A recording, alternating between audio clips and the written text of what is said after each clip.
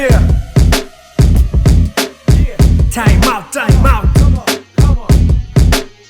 Let's go. Y'all ready for this? Okay. Let's do this. All right, everyone. You're tuned in to Time Out with Raja, where every week we bring you a person or a personality or individuals who have made growth their priority in life and climbed the ladder of success. And you know, they are still hungry for more.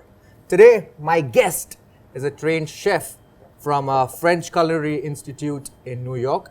He started his internship as a kid, 6 years old, right? No, 17. 6 years old. At your father's restaurant, Berries. I was just running around there, but yeah. With the uniform on, by the way. That's true. So that's an internship right there at the age of 6. That's true. Starting really early, 6, I think I was in first grade. I think you were in first grade in Mary's as well. That's right. I was in St. Peter's, by the way. Oh. Not too far away from you. I'm so sorry. So, correct me if I'm wrong. This is the second generation food or F&B entrepreneur family. Is that what I would call it? Yeah, absolutely. I think that Dad started it all, and he actually ran a restaurant called Berries, which was a cultural hub. It was the only restaurant in Bombay which had a live orchestra, and so I think that second generation of programming, music, and F&B is what I would call it. Would you say that the inspiration for music, with food and everything awesome out here where we are sitting down, it actually gets an influence from back then? Absolutely. I think that we very early on realized that it's very important to blend in different cultures, different genres to make an ambience. Right. Either you go overhaul on your the way the restaurant looks, and give that a visual overload, but also have something at the background to keep people kind of tuned in. I think we realized very early on that we want to own people's times and not their money. And that would kind of, All right, you're right. You know what? We're starting the episode right here, but guys, time out real quick. You want to own people's time, not their money, but you need to understand time is money. So indirectly, it is what it is. At the end of the day, we're all here for growth, sales, understanding, people, marketing perspectives, and that's a very interesting perspective for all our viewers that you just threw out there. So that's what I'm saying, right? Just take the L out from the Amlanis and put the B in. You got the Ambanis out there. So is this like an entire conglomerate into the F&B industry that you're looking at growing through as well? Because think about it, right? The amount of outlets, food, different cultures, different stories that the brand impresario says. And then you've got a different spread with dope, right? Like different bags, different beans, different ideas. Is there this entire thought of diversification within the entire F&B space and innovation? As a family? Yeah. I think we end up doing things that we believe in and we can get behind. I don't think that is a perspective, or we don't sit in a dark room somewhere smoking cigars saying that this is how we are going to conquer the world. If that's the impression. The world with food. If that's the impression that the viewer's getting. Yeah, but I think we get behind things that we love. Yeah. We get behind things that we find that there's a gap, that this is something that we would like to do or like to experience, and there's nobody else doing it, or nobody's doing it right, at least. And I think that's probably one of the reasons we do what we do. Sure.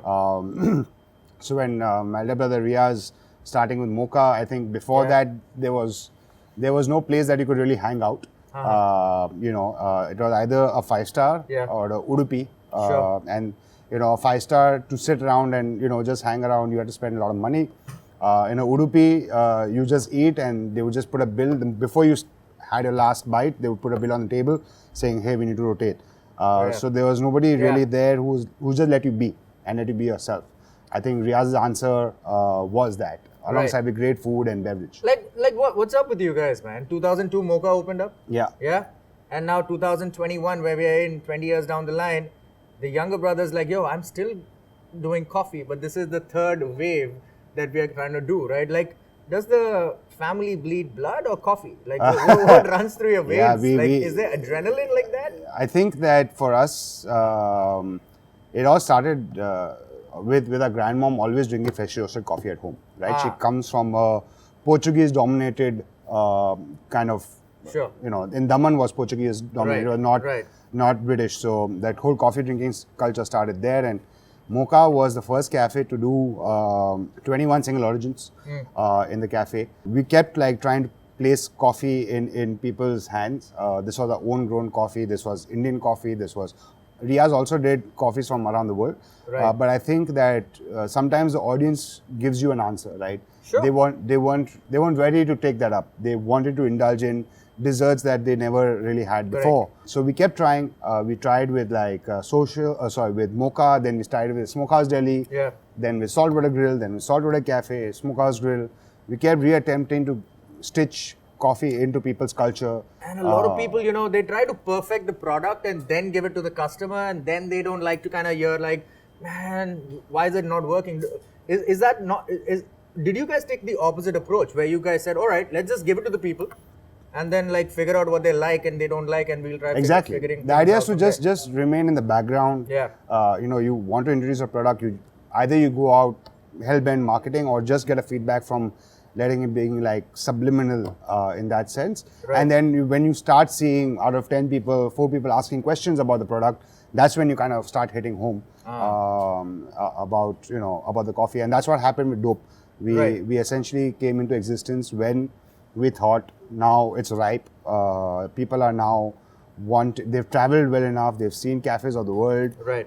They've seen the second wave, they're seeing the third wave, and to a layman who doesn't understand this thing, what's the difference between a second wave, first wave, third wave? What's happening? So first wave started pretty much as a revolution. All of these are in my mind a revolution.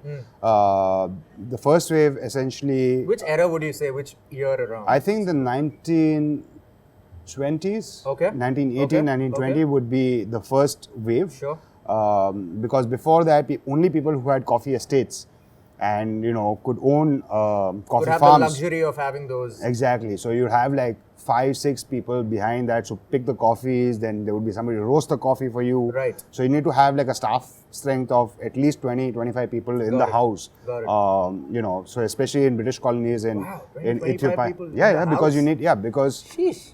you need somebody to pick the coffee. You Yeah. need somebody to kind of process the coffee. You need somebody to roast the coffee. That's luxury right there. Absolutely. So what the first wave essentially did is that it took that and handed coffee over to people at large, the masses. I think that was the first wave. Okay. Companies like Folgers, Maxwell House are the people who did this, Right. and they're still existing today. Okay. That's the the view. I like coffee in a tin can. Right. That is the first. I mean, for us that is retro, but for people back in the day, it was like revolutionary. It was absolutely. innovation. Yeah, it was innovation, and Yeah. that kind of opened the doors for everybody and what we see today. The second wave came about with mostly in America, Right. Where refugees from the World War, European refugees or Sure. people who fought the war and settled down in the United States. Started opening their cafes, smaller coffee houses. That's the culture that developed in Europe. So it became more of a social space Right. than just consuming coffee at home. Okay. Where they would like have a nice piece of furniture. You could sit down, you could hang out. You could take a coffee break in between of your work, and became more of a social thing. And I think this is where I must reveal the brand name, which actually made second wave, the second wave, which is Starbucks, right? Not only were they doing that, but they were also doing something called as fair trade. That means they made sure that the farmer got the right money. They were doing fair trade. They were doing some of the organic the story coffees. Of Starbucks, right? They almost Yeah. went bankrupt and came back Yeah. because they wanted to stick to their basics. And Absolutely. Like they tried moving away. Yeah. But then they tried getting back the semi-automatic machines and all of that, Yeah. and keeping, they got back to why people like them versus try to automate everything. And Exactly. that was the human touch. And then now you look at Starbucks, it's like on a different level. Yeah, because- and this is what Howard talks about in all his books, right? That Yeah. when people start loving your brand for a particular thing and you want them to you want to take them to a different part of the journey, you need to do it with utmost care because Correct. You need people to start have a loving. nice transition with the people rather than force them, right? Yeah. At the end of the day. I mean, he was brought on board to Starbucks to scale. He made Correct. his mistakes. Yeah. At that time, Starbucks was a spice and coffee Yeah. shop, right? So they were selling spices and they were selling coffee. Sure. and tea. Yeah. Right. So it was Starbucks tea, coffee, and spices. When he came on board, he's like, how can I put this in the hands of people? And then he started the coffee shop, and that went well. And then when he kind of stepped down and people tried to make it another American burger brand kind of a vibe, that's when kind of, you know, it just went out of control. Right. And people started giving a bad response. And I think even around the recession, right, the 2008 recession, they kind of shut down working hours just to train their staff, retrain their staff again into the In 2007? 2007-8. Back then is when I was kind of just reading about Starbucks and trying to get the basics back, which they were known for. You know, like when people were trying to go ahead and put in more hours from the people, they were like, you know what, let's cut down hours, let's retrain our people, and let these people get back to what Starbucks was kind of known for at one point in time. Yeah, right? Yeah, no, exactly. Like I said, people start loving a product. You know, one of my colleagues in my organization says that every time you buy a product, you are sending out a vote, right? Yeah. To what you believe in, and you heard that. All right, guys, time out again. Every time you buy, you're literally sending out a vote. You're actually, you know, giving your money to somebody, like your hard-earned money to somebody in appreciation or in a trade of their product, right? It's as simple as that. Like, absolutely. You know, that's the barter. That's the exchange that you're doing. You're putting in work for your money, and you're like for example, if you've got the book, you're supporting us. So go ahead and get it if you've not got it. Plug. So, so yeah, just coming back, like the third wave when we would talk about it, like the second wave was when, as you said, Starbucks got the entire atmosphere, ambience, everything going on for them. Now, tell me a little bit about the third wave, if you just want to. So, third wave essentially started in America again, where roasters, people who wanted to get in the coffee trade, all loved coffee, wanted to learn more. Right. They wanted to understand where their coffee came from. They wanted to understand what happened to the coffee. What happened between me drinking the coffee here to where it originated, right? And third wave is essentially probably the most transparent wave of all the three waves, where not only people roasting but also people consuming want to know everything about the coffee. About the process and everything. They want to know who picked it. They want to know if the person who was picking the coffee has been paid well. Was there no kind of exploitation of labor? They want to know how it was processed. They want to know if there was any science used in processing, right? So we have anaerobic fermentation, for example, which cuts out oxygen completely. So you kind of ferment the coffee after picking the cherry. Wow, this is science, man. It's absolute science, and people want to know you think you're drinking coffee? No, it's science into. Absolutely, like any other food product, there's chemistry, and coffee is 75. How passionate are you about? Processing, I think that is. I would want to retire into a coffee farm where I would be. Is there a coffee hall of fame in the world? Man, you need to start one then. I don't know. For the roasters. I don't know, but I know that a few coffee brewers and coffee brewing makers have made it to the Museum of Modern Art for making coffee brewers. Right. I think that. Man, we need like coffee hall of fame and those roasting processes kind of captured, just because every human being is in this planet for a limited time, right? Like the legacy that they leave in the coffee industry possibly needs to be captured and remade. Like this guy's roast. This is this guy's stuff. In one of those type of ways.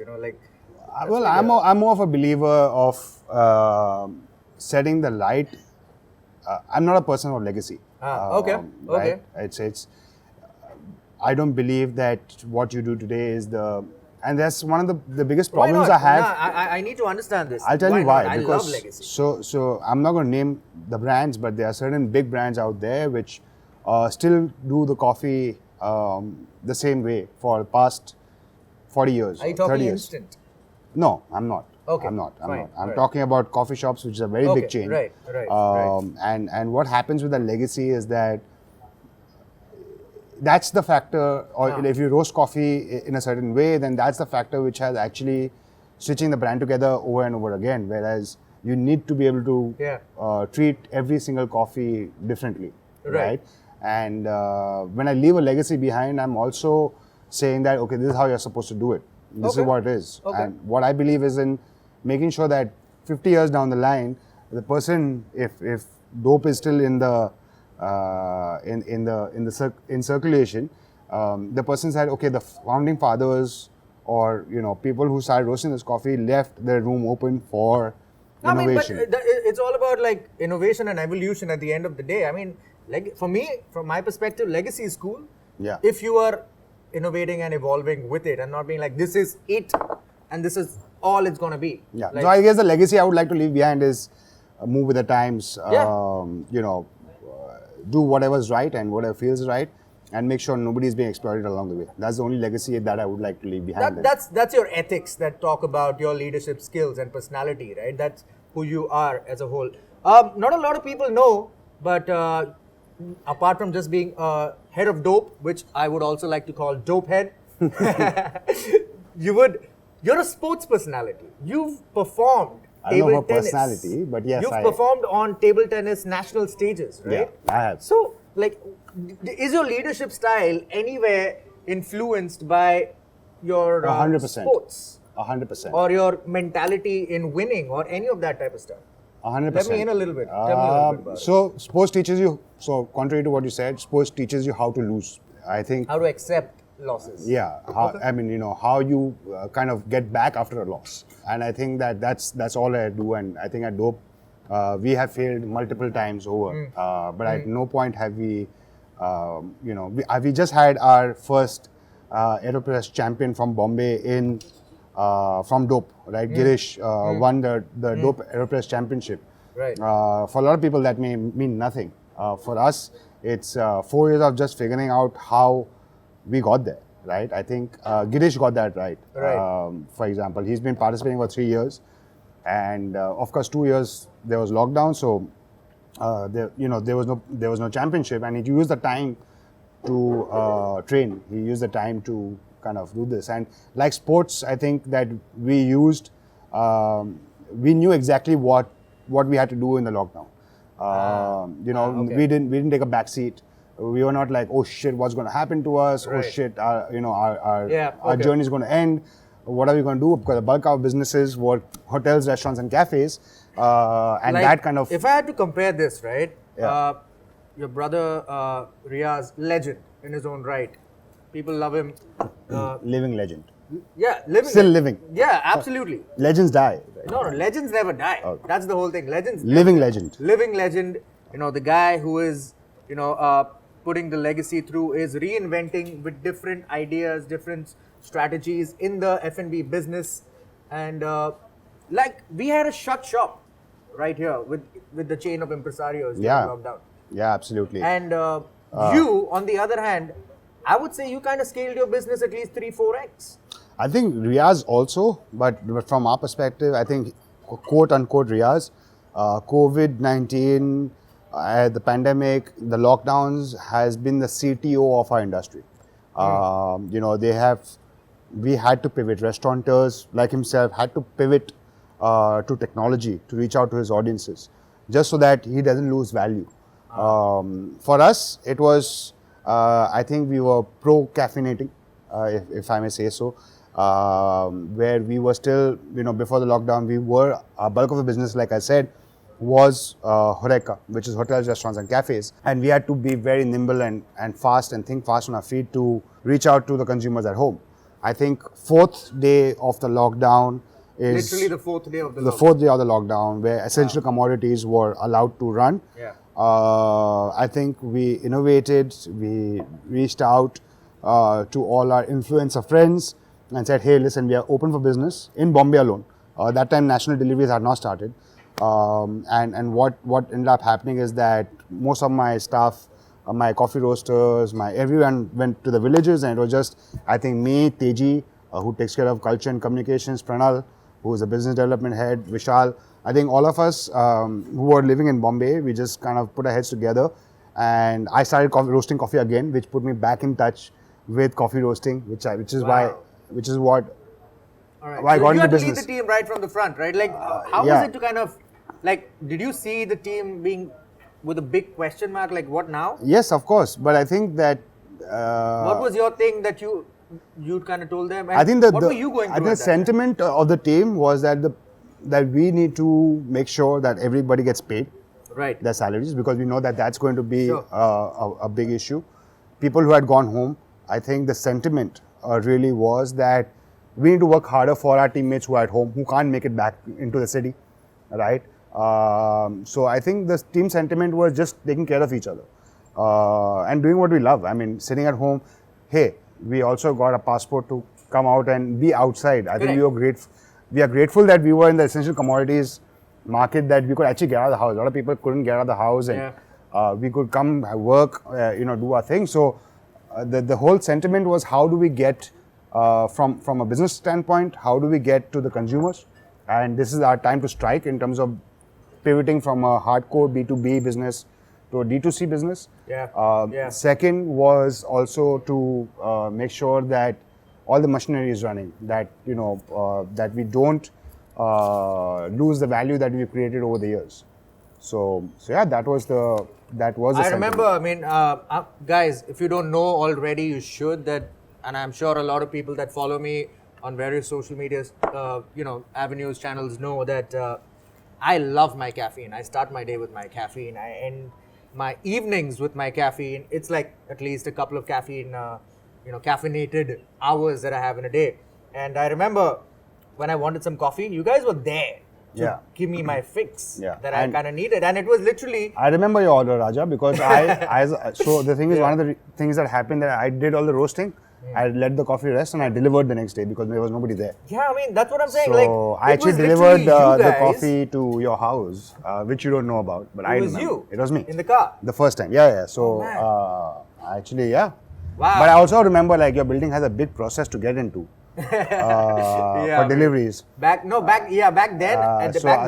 Luckily I had somebody who kind of went and waited there for about... that was a big challenge because we had to wait. Every building started obstructing people. Yeah, I mean, you can't... so delivery times kind of got... But it was fun. It was fun that I could actually experience what a delivery person goes through every single time. Now, do you think that's coming in from the area where you've been an athlete, a sports guy? You're like, dude, I'd rather not sit on the bench. I'd rather play. Yeah, absolutely. Yeah. That's... Sports teaches you a lot. Like I said, it teaches you how to take a loss. I think that's the biggest thing. It teaches you how to get back on your feet instantly, and you don't need anybody else to tell you that. Right. You tell yourself that. You know how to self-motivate, because sometimes you're playing a match without your coach. Or your mentor in that sense. And usually for people, normal people who've not played sports at that level, know what I mean, right? Not sitting with a coach for a match is a very, very big thing. And I think you just learn how to pick yourself up. Like a lot of people that watch our podcast and listen to our podcast on streaming platforms are really from the tier 2, tier 3s, and they are really young kids, like in their early 20s, who want to bootstrap, do something different, reach out there. Like, if you just had to throw a nugget to them in terms of self-belief, what would you kind of tell them about it? I think that tier 2, tier 3, anything apart from the metros are hungrier. They know exactly what's, going back to what I said, whenever we innovated anything, it came from a fact that something is missing in the market. Tier 2 and tier 3 is full of missing in markets. If you can identify that, if you can problem solve that issue, then I think that your hunger and your ability to solve that pain point is going to make you succeed for sure. And there's no two ways about it. Right. I'm a big believer in manifestation as well. So. Absolutely. I mean, if you ain't going to... See, here's the thing about manifestation. You manifest it, cool, but at the end of the day, put in hard work and sweat behind it. Absolutely. No, you have to work towards it. Yeah, you can't just like manifest. That's the whole thing. I put it out in the universe. The universe is going to be like, bro, I've got another couple of billion people to handle. Yeah. The universe will conspire to make it happen. But you got to put in that sweat equity out there. for it to kind of happen, guys. Absolutely. You're going to complete 6 years. Yeah, man. 6 years. That's like I half consider a dozen 6 years. And this podcast... 6 minus 2. 6 minus 2. Yeah, see, this podcast is going to come out anytime. I'm sure by the next month, because we've got the other episodes before that. And you're going to be in the 6th year then. Wow. Right? That's amazing. So in Jan with Dope Coffee, which was earlier called Roasted Today. Yeah. Why the transition and how the transition, and why did you feel it was required at that particular time? So, and I mean, even the brand colors and everything, right? The logo to colors to consumer sentiments. Why? What happened? In a sentence, I think we were not being ourselves. We were trying to be the others. We were trying to follow the international markets. Sure. Because when we started the third wave culture in India, sorry, I think that's the wrong thing to say, but as first mover, the third wave culture in India, we realized that we were taking inspiration from the West mostly. Yeah. And we were Nothing seeing wrong with inspiration. It's just you got to put it out in your own way, though. Yeah, absolutely. And we kind of try to say, hey, this is what it is, and this is what we'll present to the audiences, right? This is what we need to introduce. I think that we were not completely wrong where that is concerned, because that is obviously a good way of doing things. But it was also, we were not being true to who we were. I had to speak a certain way when I was roasted today, which meant certainly, sir, and allow me. And I could not say things like, "Chalna bhai, pee le." It's great coffee. It's dope. Right. Yeah. So I think is that where it kind of came from? This is dope. Like, yeah, exactly. So that is interesting. From the, people. Yeah. So we actually tried to be ourselves by making dope coffee the tagline. So it was roasted today. Dope coffee was the tagline. And how many years after Roasted Today was out there? So I think everybody who came to Roasted Today, about 2 years, didn't call us Roasted Today. They actually called us by a tagline. Dope coffee. Dude, I was drinking Roasted today in a Bangalore social. Yeah, exactly. I remember, and it was saucers. Roasted Yeah, so it had the tagline, and everybody would look at that and be like, "Hey, dope coffee, dope coffee." I think in this case, what happened was that people actually named the brand. Wow, the people gave you the brand name. The brand literally. name, yeah, exactly, because the tagline became that, and I think the transition really happened because we were being lost. We were not being ourselves. We, from the impresario side of our DNA, we know that culture is a very, very big part of what we are and who we are. Yeah. And I think that was not coming through the brand. We were just belonging to coffee, but not to the people. Not to the people and not to the cultures and the different cultures that we believe in and we belong to. Dope Coffee just kind of stitched all of that in, whether it was music, whether it was art, whether it was... I don't know what's up with you brothers, man, but you guys have something that you guys can rally people with you and behind you, like, in a way. Because people love you guys, right? Like, look at the socials across the country.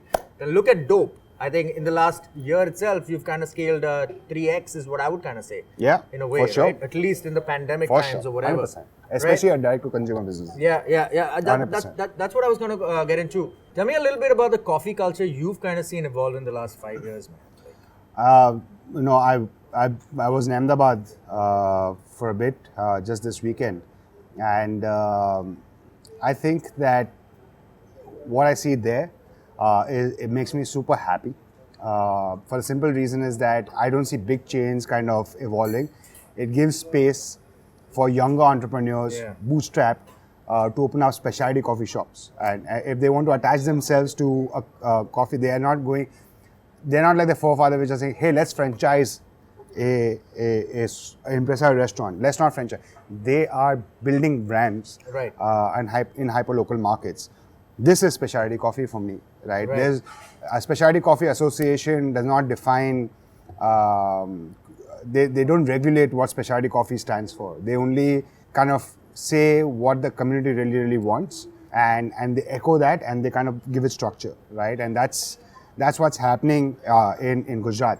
And even in Gujarat, for example, right? Like, what is the drink that people would like to chill on? It's not that you don't have alcohol out there. Whiskey barrel cold brew, man. I think whiskey barrel cold brew. Like, are you going to expand this baby out there? Or 100%. Is it already out 100%. There? I think that the barrel aged cold brew would be the go-to drink in. Man. Fortunately for Think us, about it, like a city that it's a dry state, yeah, right? absolutely. So can you actually take whiskey barrel and be like, all right, this is whiskey barrel aged? 100%. And 100%. is this going to be available real quick? It is going to be as soon as 27th of December. Wow. So yeah, I mean, we're going to start off with the mocha outlets actually. That's my beginning of my journey. So it just makes sense to start from, I think the CG Road is going to be the first one to get in, and then Bodak Dev, and then Gandhinagar. And yeah, there's no regulation. Guys, you heard it first out here.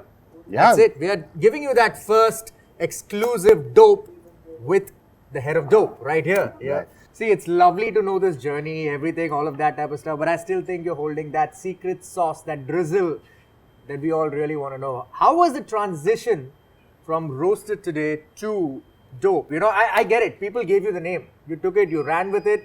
But how easy was it? How tough was it? What was happening there? I mean, it wasn't easy in putting down, going from a bootstrap company to like what we had in mind of releasing 15 different coffees, each coffee getting its own identity and its own sub-brand and its own artwork. That was a massive project. I think, for everyone else, it looked all smooth and, we launched with a bang, but it took us a year and a half to kind of, get all the designs out. We got Harsh Raman for doing the artwork, the beginning, because we went to so many branding consultants, and kind of if they could echo what we really wanted, but it never really happened. Harsh got it in the first try. We think Harsh is dope. His artwork is dope. What he's done, all his installations have been crazy. He's got that whole psychedelic, cyberpunk, Babaji vibe, which is very cool. Like, and do you even tell him to come up with these designs, or does he do it on himself, or is that a process? So the way it works is that we tell him, even now for limited editions, we tell them the story of the estate.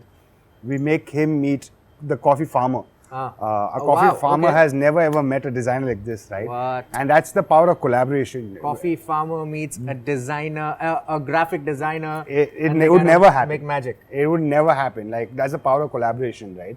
Where you take 3 different resources and you put them in a room, and you don't know what's going to come up. And that's exactly what happened with dope. Each coffee has a character.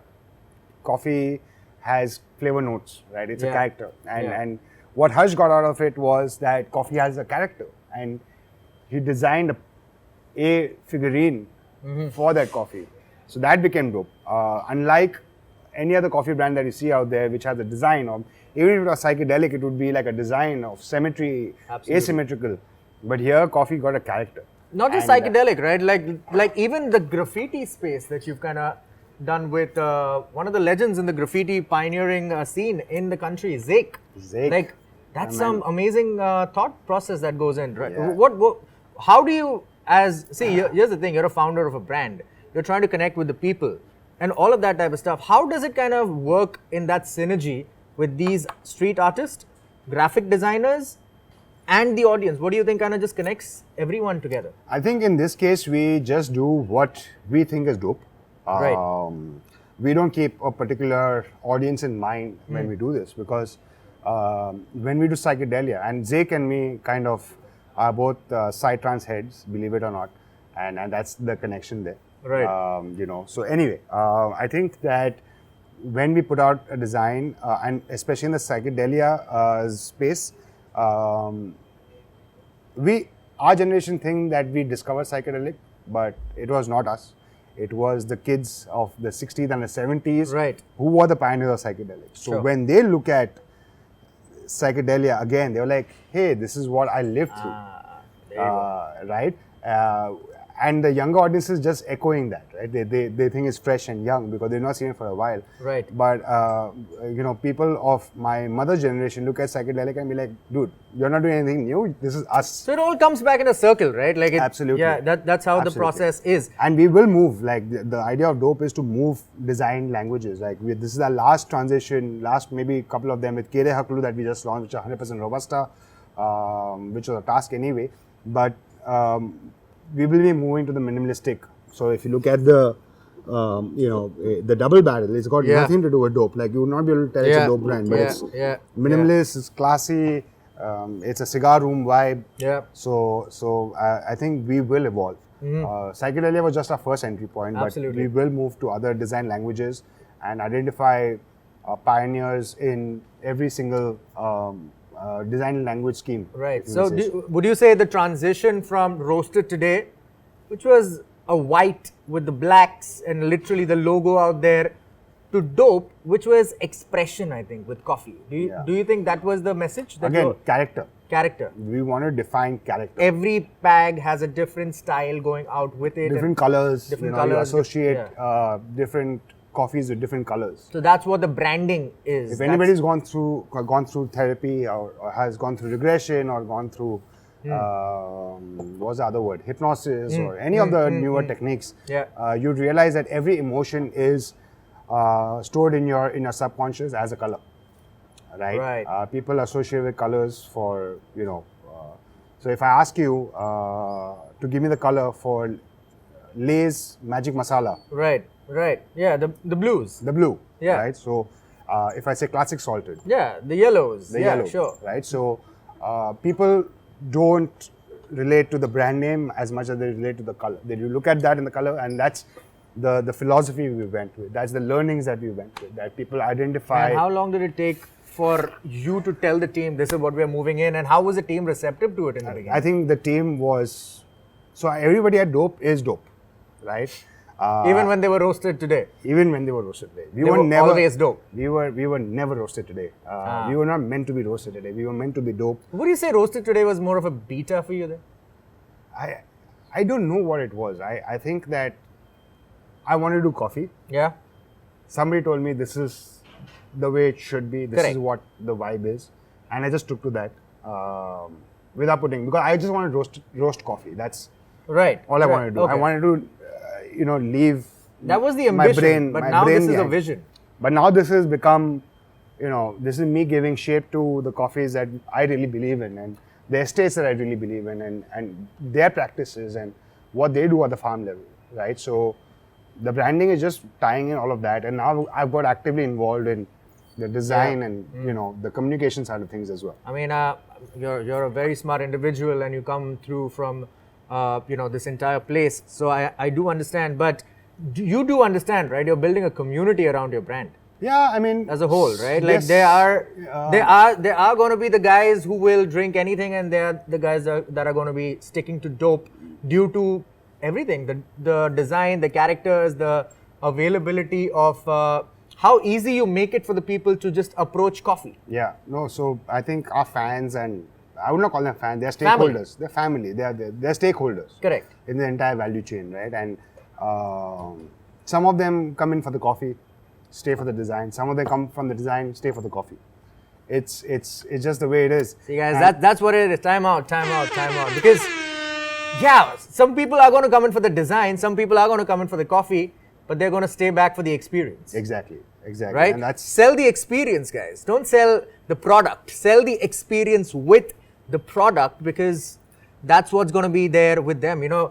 That's what even one of the chapters over here says, sell the emotion, they'll logically approach it by themselves. Don't worry about the logic. You don't need to give them the logic. Sell the emotion to them, and they'll figure out the logic behind it. Agreed. Yeah. So what's the vision with this brand? I mean, I would love to see an NFT, by the way. Yeah, we've been Have you been contemplating about it? We've been dabbling with that thought, but there's just so much to kind of do. I think we are just restarting, and the restaurants and all of that are restarting, so we need to kind of cater to them. A lot of their staff. Let me give you $1 million idea right now, and I'm going to be, I'm definitely going to get a shout out and a couple of coffees for that. NFTs, limited edition, and these guys who get your NFTs on a certain blockchain, Solana, my favorite. So they stick with you for life, right? And they get these invites to your exclusive dope parties, to everything, like a Bored Ape, the Bored Ape community, your club. I know how it is. And we've been dabbling with that. And they can just sell it on the blockchain, and this value system just goes up. What I really like about NFTs is that every time that the art is resold, or any of that is resold, that the maker actually gets gets a piece of it. It's just like music, Correct. just like what Spotify did with music. Correct. So we totally get behind it, and I think that is our next thing. And the value creation and the use case itself is built around the liquid inside, the beans in there, like the special offers and all of that. And this would possibly even just stitch the entire coffee community together for it. It's possible. It's possible. And different characters and all of that type I will of take stuff. that advice, and I would. It just totally popped into fly my with it. head because the amazing designs that you have, Yeah. right? Like they can just be characters on the blockchain as an NFT, and they can be, traded among each other as well. And then you've got the entire thing. What's the vision with Dope? If I just have to transition into that now, seeing it in the next will 5 years. definitely be I think anything that requires dopification, if I would say it that way, any place, any commodity, any service that we see which intimidates people and needs to go into the hands of the masses, Yeah. We will do. So whether it is sorbet, which seems a very far-fetched thing for a lot of people, Yeah. which was looked at the palate cleanser, or like a soft serve ice cream, which is not, which is so like basic, Yeah. but it still can have so much character. I think we will do. Right. So we will be a lifestyle there. I think merch is a natural extension. Like you said, NFTs. I think our first approach will be merchandise. Because of the designs and because the way it makes people feel, right? I think that's going to be the natural extension. Yeah. So a lifestyle-based brand is what I would call it. Okay. No vision to be a supreme, Okay. but definitely. On But our if way people to- want to make it a supreme, they will make it a supreme. You don't even have that control behind. You don't have the power. Your brand. I Once agree. the consumers want to do something with I this agree. entire thing, right? I agree. Just if I have to, reach deep into your mind and understand the marketing strategies that you would possibly say you've implemented post the pandemic, right? Because I've seen the pre-pandemic growth area, and post the pandemic, I see the newsletters coming out, I see the direct marketing, I see the digital marketing areas, Yeah. I see the videos, the reels, all of that. Yeah. How would you possibly talk about that? I think one of the biggest tools that every entrepreneur really has is your email marketing. I think you can't, no matter how old you get, no matter how fast we get a technology, no matter how shoppable we make our social media platforms, the email marketing is also very, very personal. I mean, you're getting the leads. You have your It's audience not in your something control. that you're broadcasting to, and a little bit of customization, a Sure. little bit of audience building. Like, Correct. with the technology that, like I said, the pandemic has made us all CTOs in a sense, and technology now available off the shelf, right? You can go to Bangalore and pick Yeah. up a software that's going to help you market better. So audience building, sending out an email to a particular type of an audience with their name, I think that does wonders, and that's how we would like to approach people. Reviews I think reviews are the biggest marketing strategy that one has, Right. and you should only make sure that your audience will leave behind and leave it there. Like even if somebody has something bad to say about a product, you should honor it, because then you have a healthy balance and people should be able to browse through it. So I think Right. reviews is a buying decision for sure now. So how do you get the best out of that? Reels, videos, content is something that we are very proud of any which way. So it's a natural Because extension. you've got all of these artists, right, that are really amazing and creative in their own way. Yeah. And that itself gets so many people intrigued towards the brand out there. So I think that itself is a very good approach to even For promote sure. the artist and promote the brand. For sure. And get everybody and build absolutely. that And we community have the up. artist name at the back of the bag. Everybody knows it, and that's how it is. So strategy right now, of course, performance marketing is the first one that we are trying to crack without invading privacy, because that's something that we don't want as people for ourselves. So performance marketing for us is becoming a very, very big chapter and very big understanding. Maybe a retail store, maybe a storefront. Wow, you're thinking retail. You're Maybe- thinking a retail store. Maybe. Like when I see a Riaz and I see a Rizwan, right? I see a Rizwan into this internet shop Yeah. with dope. Yeah. When I see a Riaz, I see that amazing experience in the real world, right? So I see that. Are you really thinking of going retail just like Why your not? elder brother? Like he started with a shoe shop. Why not? Why not? Yeah. Yeah, for sure. I think that one thing you can't cut out from people, no matter how good you get with e-commerce, you can never ever beat offline retail. That's never going away. Okay. People are not going to consume experiences. This is just not going to happen, right? People, there are a lot of these talks that I see and people talking about, and all these investors and VCs. Maybe by saying this, I'm going to drive a few away. But saying that, hey, no, e-commerce is the way to go. But this word cash burn, right? I can't get behind. I come from a second, third generation of business owners, and cash burn is good for a while.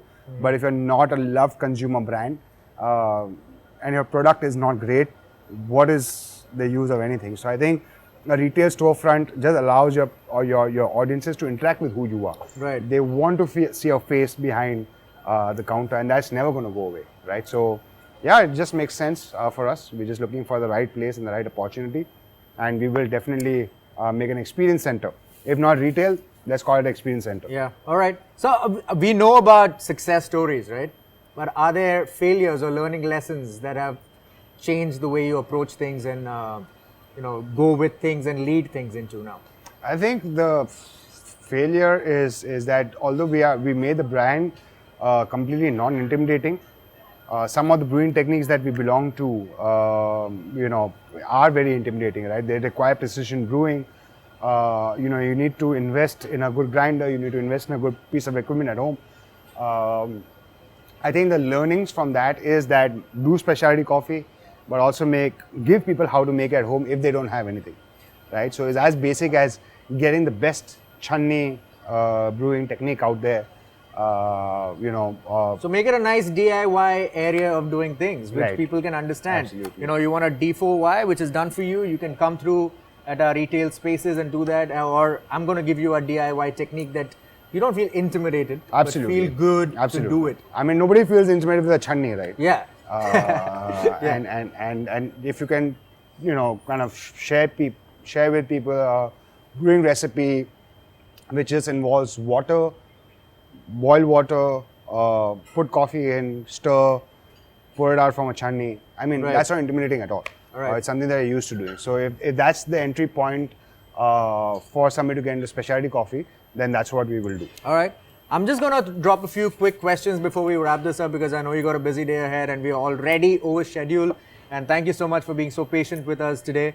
How do you see the forecast of this coffee industry in the next couple of years? The experience in the coffee and the entire area that you're dabbling in, which is lifestyle basically. There was always this balance, right, where producing countries were not the biggest consuming countries and consuming countries were not producers.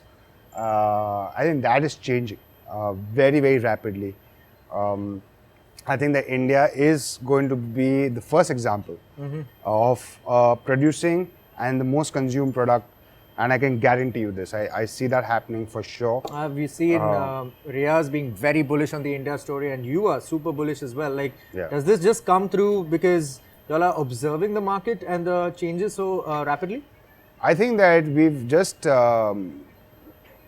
India as a whole is a tier 2, right? Yeah. We are hungry. We've been deprived of our own services and products for such a long time.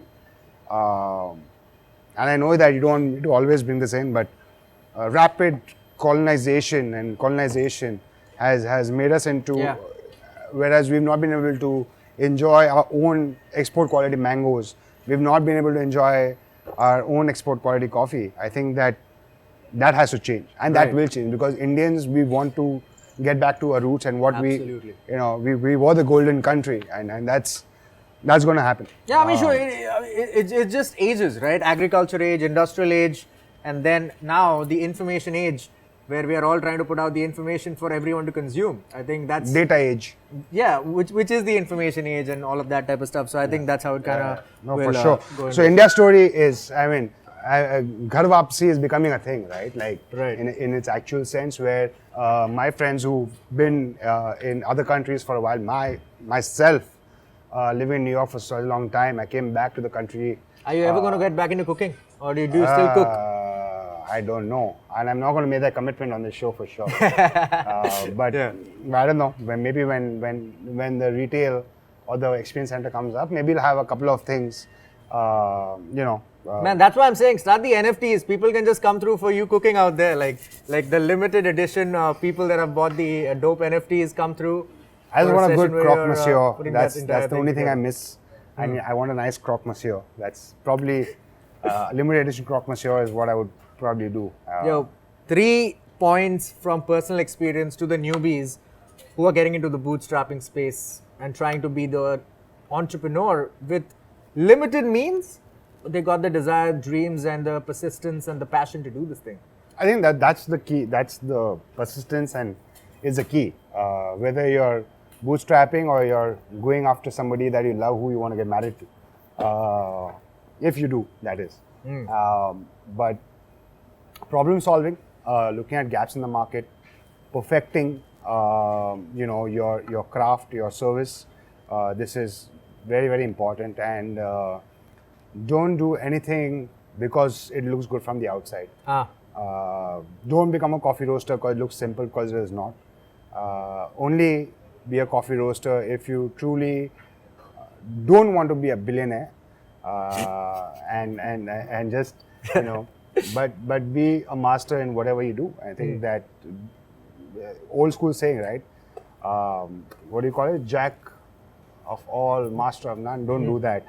Choose a craft and a service that you really want to master, and it'll take some time. Yeah, but you know that saying actually came from Shakespeare, where people actually, and Shakespeare was the jack of all basically, but it was jack of all, master of none, but sometimes better the master of one, right? So absolutely, explore your avenues, do your things, but guys, that vision and precision in this day and age when there's 7 point some billion people in the world, you need to grab your niche, understand your people. Also get a job. Get a job or create jobs. Get a fucking job. Like, it is important. Don't bum around. Make sure your mind is not idle when you are trying to work on something. A lot of people are not lucky enough to have the resources to do what they love. Build a fucking corpus. Use somebody else's money. It's very simple to fund your own, and you can do that, right? And that's what an entrepreneur is. There's always finding ways to problem solve. And one of the biggest problem solving is going to be funding, and that's going to only happen if you get some sort of income in. So, there are two ways you can make money, right? One, make your have a lot of money so you can make money, or have a lot of time which you can barter for money. So that's you have 24 hours, but if you have people working for you, you have 48 hours and multiply into the number of people, into their job responsibilities, and build a team, because no one really want to battle alone. No one in the history want to battle alone. Even if Sparta had to go to battle, there were 300 people there, men there, and all of that type of stuff, which is again mythical, but it just kind of makes sense. We all love this narrative-driven stories, we love the story. I quit a Google to start something, and I quit I was a college dropout and I became a millionaire. I think these are stories that are said. Yes, they are true, and this happens, but you need to see what has happened in their lifetime to do that. So don't stick with the I quit Google or to sell this, or I dropped out of college to pursue this. That's, if you are going to drop out, then make sure that you're prepared for the struggles that are lying ahead. All right. So before I let you go, real quick, one timeout tip. Timeout, right? Like, you don't want people to, burn out. You want them to time out as well, to figure things out. Like, take a step back a little, take some perspectives in play, and figure it out. One timeout tip that you'd give to people. I think your timeout tip is possibly go play some table tennis. Exactly. And come back, Play a sport. Play a sport. Play a sport, whatever it may be. It could be chess. It could be even e-gaming. I think can really, really give you that perspective, as long as you're not an addictive personality, and maybe you'll find that as a career. I don't know, but playing a sport is the most critical thing that and surround yourself with positive people. All right. Surround yourself with people who are positive in nature, and don't make things toxic. This is a tip that I could kind of All right. Thank you so much for doing this. Thanks, I man. really appreciate this. Thank you. This was that dope podcast that we wanted. Read the And, book. Yep. Get that book. I mean, there's a lot of value that I've kind of shared inside, and I'm sure you're going to love it. And see our podcast week after week where we get really interesting people to share really interesting perspectives in life. This is Raja. I'll see you next week.